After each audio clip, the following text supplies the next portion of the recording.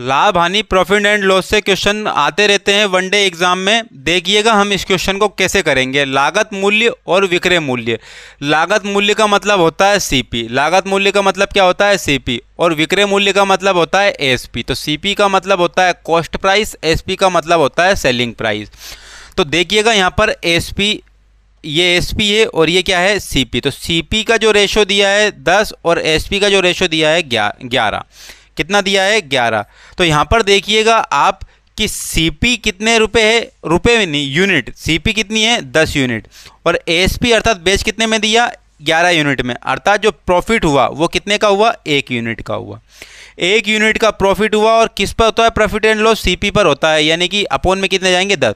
1/10 represent करेगा कितनी percent को, 10% को रिप्रेजेंट करेगा, अर्थात 10% का प्रॉफिट हो जाएगा। ए नंबर का ऑप्शन राइट हो जाएगा। आगे नेक्स्ट क्वेश्चन की बात कर लेते हैं।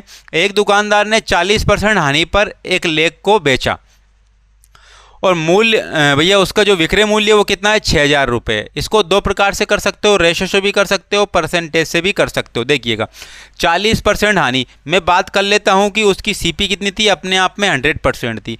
एसपी अर्थात बेच दिया उसने, कितने परसेंट हानि पर बेच दिया 40%, अर्थात 100 में से 40 गए तो बचे कितने 60 में बेच दिया उसने। अब 60 में बेच दिया लेकिन रुपए में कितने में बेचा 6000 में बेचा। कितने में बेचा 6000 में बेचा।